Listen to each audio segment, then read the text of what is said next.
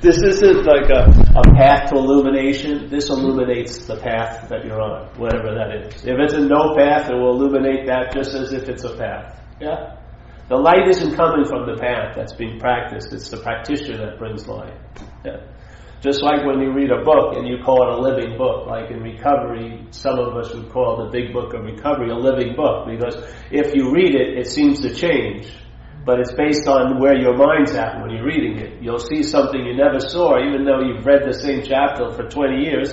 Then something happens in your mind, it shifts a little bit, then you go back to that chapter, and it's like instead of a platinum mine, it's now a gold mine. Yeah, you see a whole nother ore in there. It was all, the possibilities were latently there, but the mind wasn't able to mine it. Yeah, the mind is still so limited by its view that it could only see it in one way, which is making it something. So it couldn't recognize the gold. Yeah, but if the mind changes, then the same mind, the same book, the same day, the same vista will bring a whole new light to you, because it's your light. Yeah, being reflected back. It's the understanding of your mind that you're finding in the book, not the understanding of the book.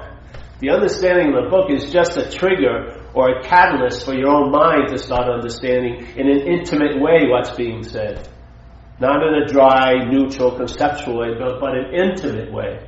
Yeah? Well, there'll be an aha when you read, like, self is what has defeated us. You'll have a very intimate sense of that. You'll realize, Jesus Christ, being convinced, which means to believe with certainty, that self, manifested in various ways, is what has defeated us. That's the storyline of all alcoholic stories. That's it, right there. Yeah? Every addictive, every alcoholic, every recovered, every unrecovered story, that's the baseline. Self, manifested in various ways, is what has defeated us. Yeah? Even trying to get relief from the self has been used by self to defeat you. What do you think getting loaded was? For me, it was trying to get out of self. So it used what seemed to be a solution and made it a huger problem. That's what happens with self. Yeah, it's going to use whatever it comes in contact with for its own advantage, which is to sustain its appearance of being so. Yeah. So you find something. When I first had my first drink, man, it was hallelujah. It was a great relief. I stopped thinking about what that girl meant by saying hello to me.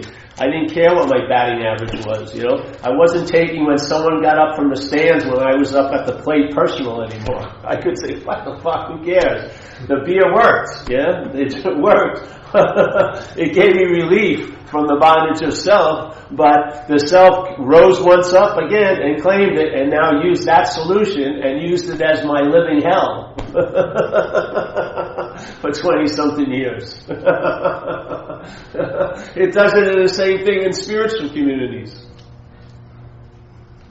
They hear a message, their mind makes it something. Now they think they had an event, but they're not in that event, and that mystical peak experience is now used to judge the shit out of you all day, the rest of your freaking life. You should be there.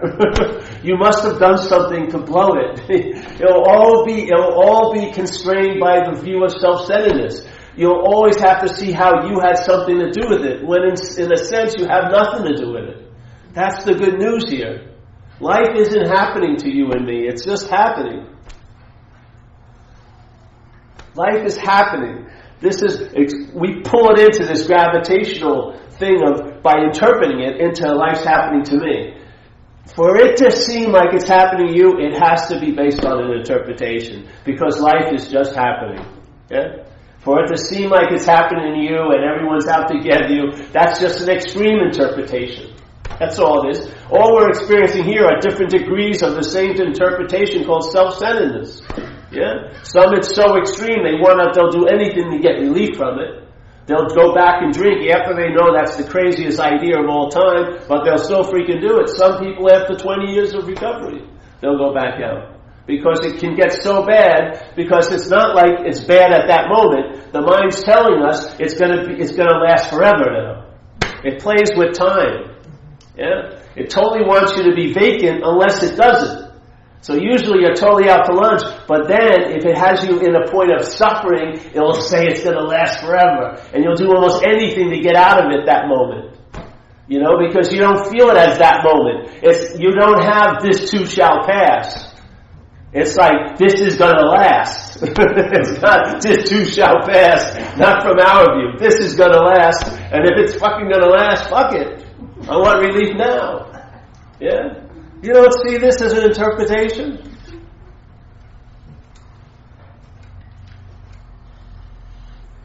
There is a solution, I'm telling you. It's such a solution, you can't even define it as one. Because in only a temporal state will it seem to be a solution when the problem seems real to you. When you entertain the solution, the problem will see as not real, and therefore there's no need for a solution either. You become all of that. You are so close to what you need to rely on, you're even past the point of needing to rely on it. You are relying on it. You are so close to the solution, you are the solution. Yeah. But what occurs is there's an identification as, now you seem to be pulled out of the space of the solution in time somewhere else, and now it's up to this self to try to get back to that place, which all this is a story. You've never left it. Yeah? The highest form of effect self can gravitate to is appearance. It cannot be so. It can only appear to be so in your head. Yeah? That's where it appears to be so. And how does it appear to be so? It must be thought of in the past and thought about in the future to be remembered now. That's the disease of alcoholism. That's the disease of self-centeredness. If something doesn't exist, how can it prove its existence? If it truly doesn't exist right now, how can it prove its existence? It must determine its reality in there and then. It has to say, the was is much more important than now, and the will be is definitely much more important than now. And if you don't believe it, check your thought system and see where the value lies. Do the thoughts value the past and the future more than now? I would say so, because that's where they're engaged with all the freaking time. Is in the past and they're projecting into the future. Why? Inherently, it's actually not happening. Why would they be so engaged in there? Because you seem to be there. You were in the past. You have a damn good memory of it. I say, oh yeah, 5 years ago I was in Sausalito on Friday night, and I picture myself as a body in some location, and therefore I remember myself being there. Yeah. And then, what's going to happen? I'm going to have cancer. I know it in 3 months. I'm totally healthy, not acknowledging that at all. Just acknowledging a freaking crazy thought. I'm going to have cancer in 3 months, and I picture what that would look like. And of course, it's going to look like me in a body somehow having the cancer. Because how can you? Spirit has cancer? Where's the spirit? Where can you see the spirit having cancer? It's in a body, yeah? So the thought system thinks about me as a body in the future, thinks about me as a body in the past, and then it goes, I was there, I will be there, I am here. That's how it proves its own existence all freaking day. You can't get its existence. Sit right now, sense the breath. You have 5 gates of consciousness occurring. You're hearing, feeling, seeing, tasting, touching. Yeah? Are you touching a self? Are you seeing a self? Are you hearing a self? Are you feeling a self? Are you smelling a self? There's no fucking evidence in consciousness that there's a self. Is there? And it doesn't say you and I are in contact. It says conscious contact. So let's expand on consciousness is in contact. Consciousness is in contact, and that contact is facilitated by this body, like an interface, yeah, with life. So there's consciousness is seeing, consciousness is hearing, consciousness is feeling, consciousness is tasting, consciousness is smelling. This is where the heist occurs. The mental process says, you are what's conscious. So it supplants the consciousness as in contact, and now it's you that's in contact. And you're the one who's seeing and feeling and tasting and touching and smelling. And really, the more important thing is how it's all thought about. Yeah? So basically, I lose engagement. Like when I was a kid, I was engaged, seeing, hearing, feeling, tasting, touching. But then a lot of that interest and attention got sucked up into the head, and I started paying a lot of attention to the thoughts about what was seen, heard, felt, tasted, and touched. Yeah? And I got sort of trapped, like those dogs that have manes and they put those plastic cones on. The energy and the interest got sort of trapped here, and it's got this cone that just keeps reflecting, I, me, mine. So, how much have you smelled today? How much have you felt? How much have you tasted? How much have you heard? A whole lot. Was there any attention to it or acknowledgement? Or was there thoughts about, what am I going to eat for lunch today? And I got a whole day to fill, and there's a party tonight, but I got, just in case it's bad, I got my Häagen-Dazs and the DVD at home, Die Hard 8, so I can watch. All this, so I have all my mental securities in place, just in case it doesn't go my way. Jesus Christ, that's a fucking form of slavery to me. Yeah. To have your life taken away and then handed back to you in interpretation, that's pretty damn fucking dry. You know what I mean? It's a simple example. You're in the water, let's say if you're surfing or something, the elements have you engaged. At that point, you're not remembering self. Yeah, you're not. You're engaged because waves are going over, you're gulping for air, sometimes it can be heavy. You got no time to be worrying about last week or next week. So it's just, you're engaged, because there's a real need for it. And so there you are, you're enjoying yourself, When the mental condition gets a second breath, all it cares about, did someone see me from the beach catch that wave? It just wants to be acknowledged that it was in the water. It doesn't want to be engaged with the water. It just wants to have a story that it was in the water. You know what I mean? Like I told that story last week where I'm in this beautiful place in Burma, and it's a wonder of a world called Bagan. There's like 5,000 temple sites on this giant arid plain next to this big river, the Irrawaddy. And there's only dirt roads, and you rent a bicycle, and you just ride around for a few days and look at all the murals inside, and 300 years of temple building. So there's tons of different architecture, everything. So then and at night people go to the stupas, to the temples, and they watch the sun go down, and you can see all the spires, and it's really pretty amazing. Yeah? So you're sitting there, and then one night we're there, and you see this big cloud of smoke, and there's this big rumbling buses coming down these dirt roads, and they pull up, and all these tourists get out. They all walk right to the temple, turn around, face the bus, their pictures get taken, and they get back in the bus. Now their story is they went to Pagan. They did. They have a picture. They have a memory of it. They actually caught it. Here I am, see? I'm right there at the temple. Okay, did they have any experience of the temple? Did they even feel the rock of the temple? Did they smell the air inside? Did they see any of the murals? No. But they had a story. This is what happens. Our engagement has been sort of slowly but quickly, or quickly, been sort of taken away like a heist, and we've been given back an interpretation that's driving our fucking mind crazy. It's like having a marathon runner in a closet, running around. Oh, what's going to happen to me? It's freaking boring. If someone comes over your house and starts complaining about what's not happening, you're bored in a minute, I swear, I got to do my laundry somehow. I got something to do. But you've been listening to this for 40 years, and you still think it's novel. You still think there's going to be some nugget of truth in there. You see, the engagement isn't the movie that's good. It's the audience that falls for it. It's our own mind that makes the leap. The language keeps inferring that there's a doer or someone, like people have been saying, hey Paul, you're growing your hair. Sounds innocent, but am I actually growing my hair? Or am I just not cutting my hair? Do I have like a 3-hour segment of the week where I go home and grow my hair? You know what I mean?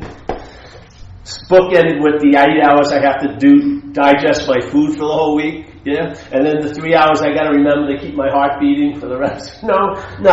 I'm not growing my hair. I just don't cut it. That's just what it's like. The language implies or infers there's someone that's doing stuff that is outlandish to believe that there's any doer. So here you go, oh, that sounds funny, I'm going to digest from my food, but you believe you're the thinker of the thoughts. That's more insane. It's a much subtler process from the brain, and you've taken yourself to be the doer of it. Yeah? And it's the sense of being the doer of it that bonds you to the effects that you project into the system. You're giving the thoughts the meaning they have. The thoughts are just vehicles to bring meaning, yeah? Like a truck would bring like a couch to your house. But the mind is what's giving the meaning to the thoughts. And how is it giving it the meaning? By mine. They're my thoughts. And you're being bonded by the meaning of your own mind. And yet that bondage could not possibly be so. The highest level of existence it can arise to is appearing to be so. That's where your solution lies. Just like in AA it says false evidence appearing real. It doesn't say false evidence becomes real. It says false evidence appears real. That's the only thing it can do. It needs a someone to appear real too. We're questioning that someone. If you're not that someone, then false evidence will be seen as false evidence. It won't appear real, and therefore no actions will manifest from it. And you'll be freed from it, yes? But false evidence appearing real needs a someone to appear real too. That's the role we play. And it's based on the condition of your mind. If your mind is in self-centeredness, a lot of false evidence is going to appear real, and it's going to produce anxiety, a lot of anxiety. And you have enough anxiety, you're apt to do almost anything to get relief from that anxiety. Yes? The thing is, we're not trying to find a better way to get relief from anxiety. We're trying to question the root of anxiety. Yeah? See your participation in all, quote-unquote, your anxiety. See your participation in it. What your role is. This isn't a passive thing. This isn't a passive event. Life isn't happening to us. It's not imposing itself on us. We're a full-fledged participant in it. Yeah? We're participating in it. Not as a doer, but as a mind. Yeah?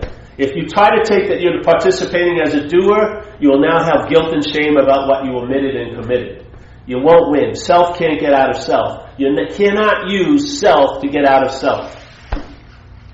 You cannot use self to get out of self. Because there is no self, and it's identification as self. So you'll be just as much identified as self when you're trying to get out of a self as when you think you're in a self.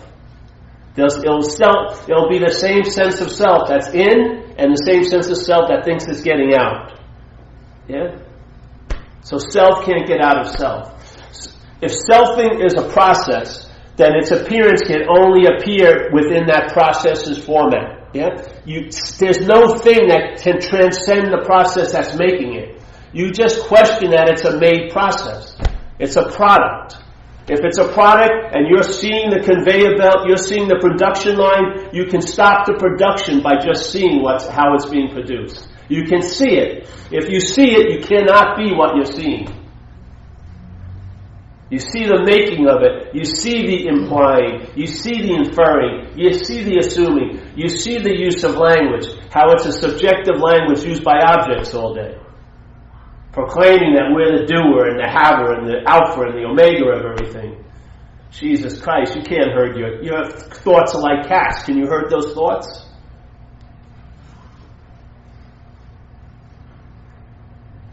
This isn't about affirmations or negating thoughts. It's about seeing you're not the thinker. Yeah? The thinker is giving all the meaning to all the thoughts that are claimed by you as the thinker. Every meaning that is coming from the thinker. That's the spigot. Yeah?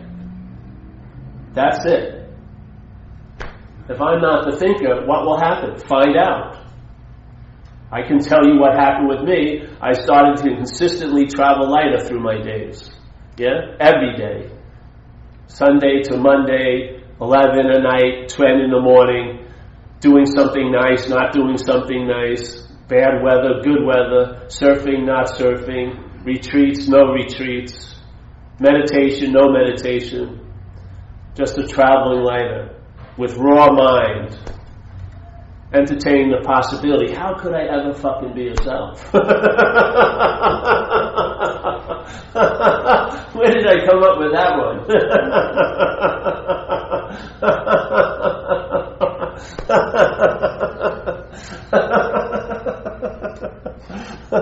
Then you'll really not shut the door or regret the past. You will. All those things that they say in AA as effects of the recovery, you'll have them in your life. They'll ring true for you. Every damn one of the descriptions of some of the effects of entertaining the solution, you'll see every one of them take root in your life and bloom. You'll have an intimate experience or sense of the problem, the description of the problem, and also the description of all the effects of the solution. You'll know everything they say intimately. Yeah? You will cease fighting in every one. The problem will not exist for you. It will happen as if with no thought or effort on your part, like a miracle in a sense. You'll be placed in a position of neutrality. You'll be reborn. Yeah. Or unborn. Or unborn, yes.